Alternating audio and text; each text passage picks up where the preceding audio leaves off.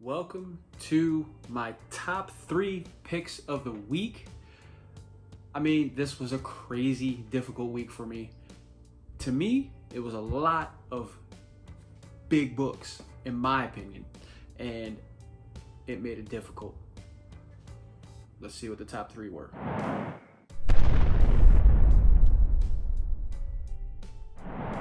So coming in at number 3 is the Batman and Joker Deadly Duo Issue 4. And let me just start off by saying, initially I was not even interested in picking up Issue 1, because as much as I do love Batman and he's one of my favorite, there is a lot of Batman stuff out there. And I just didn't want to overload on more Batman. But after watching other people's videos and hearing good things about it, I decided to pick it up and give it a shot, and I'll tell you what, I'm glad I did. Even though I did pick up issue 1 after it came out, and I caught up, and everything's great. But I'm glad I did, man. It's a very, Silvestri is doing an amazing job with this book.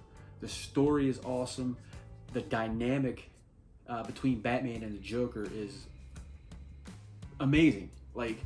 I love, Batman, he's always going to be the very business, straightforward, very serious. He don't have time for jokes and laughing, and I don't think he knows what laughing means. But the Joker, he adds that comedic element to the relationship between these two throughout the whole story so far.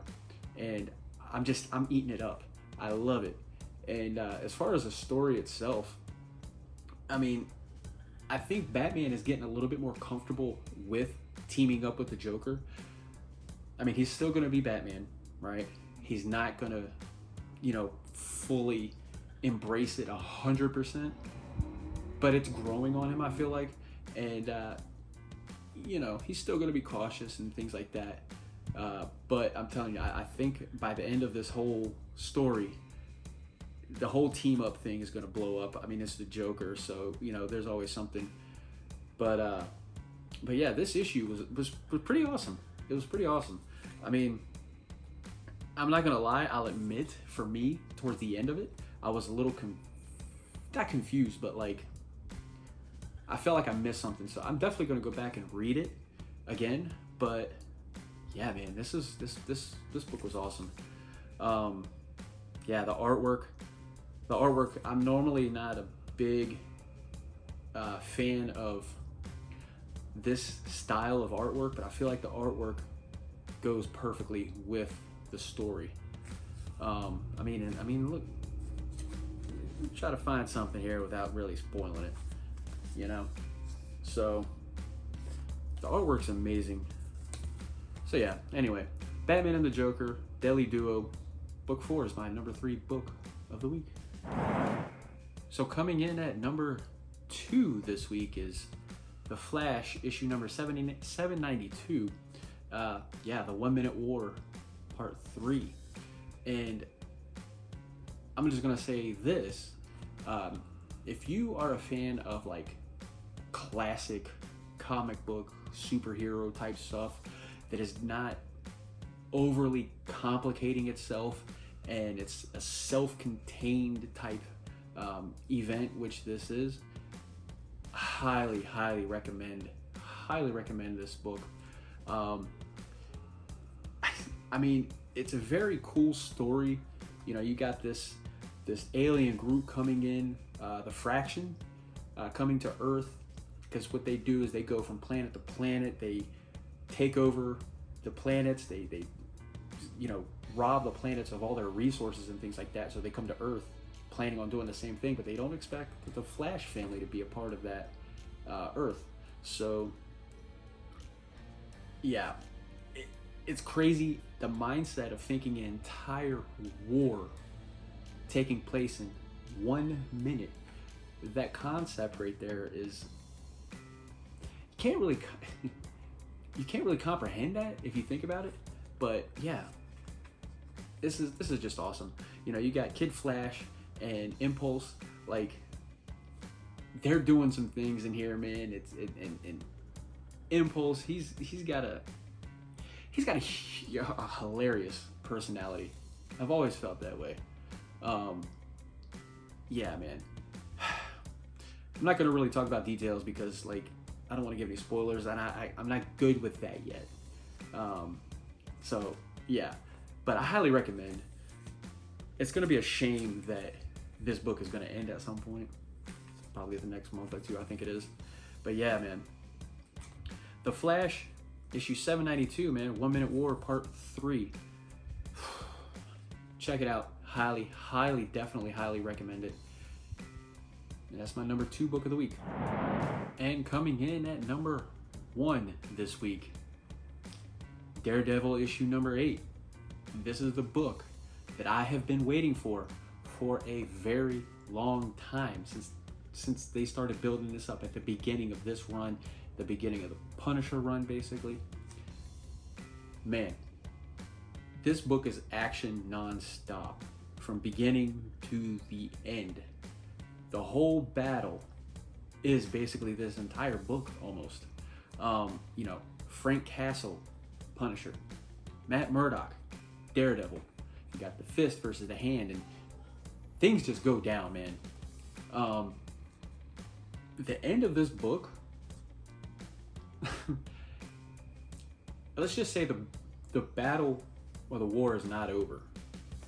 And the end of this book kind of was a little bit, in my opinion, it was a little bit of a surprise. I mean, you kind of felt like you can see it coming, in my opinion.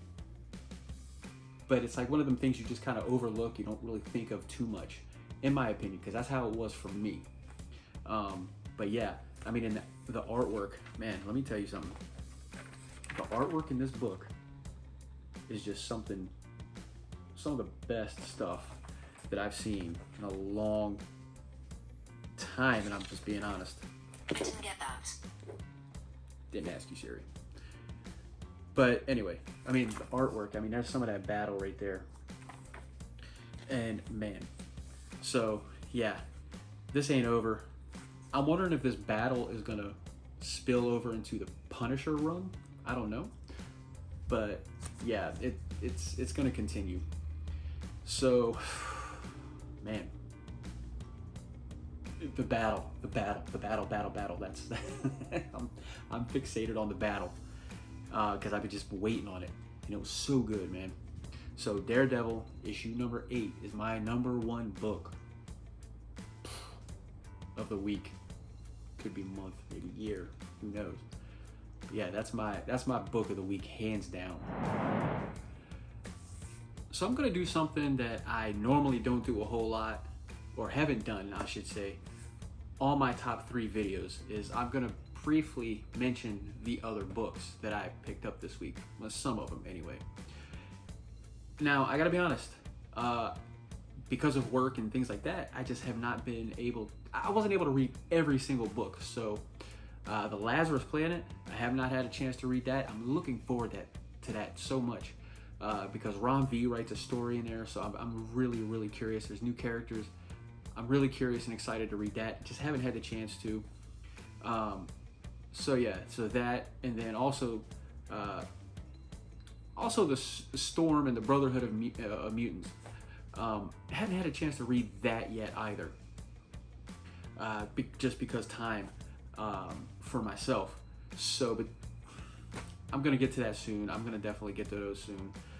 It's unfortunate I wasn't able to read everything, or those 2 books, going into making this video, because I don't know, maybe one of them could have been in the top 3. I don't know.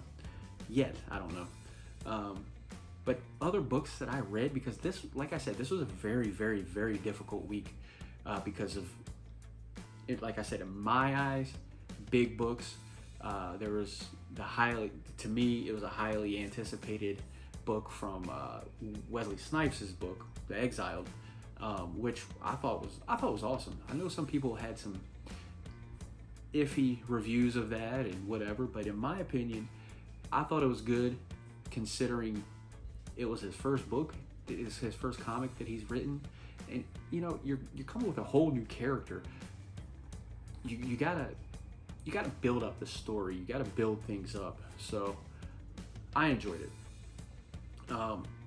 you got, Secret Invasion, which I'm surprised still that a lot of people are not talking about it, but it's a great little series, mini event, or whatever you want to call it.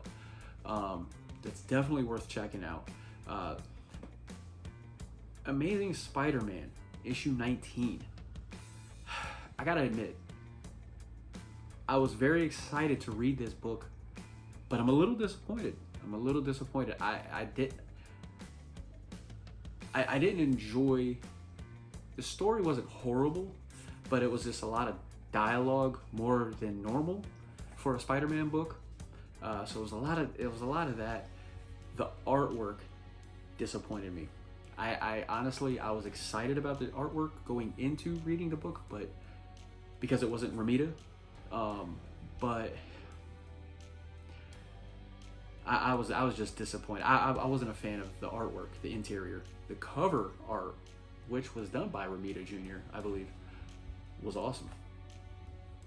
But yeah, I was disappointed in Amazing Spider-Man 19. So yeah, I mean, Batman. That I'm actually enjoying that story. I'm still not quite understanding why he's not on our Earth after the failsafe arc. I mean, I get what the story did, but like,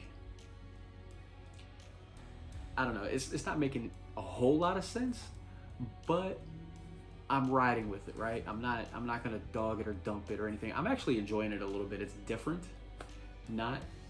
Definitely not what I expected following the failsafe arc, but I'm enjoying it. I'm gonna take it for what it is. I'm trusting Chip Zdarsky to tie everything together, because I'm telling you, like I said at the end of the failsafe arc, we're not done with failsafe. So I'm kind of wondering if this is going to circle back somehow when the next arc comes. So, wow, we'll see. We will see. So that's my top 3 and some extra stuff, extra conversation. So tell me what you think of my top 3. What was your top 3? And check out the link below, because that has the link. It's the link to my Facebook and my Instagram and some other stuff. So check that out, and yeah, catch you guys on the flip side.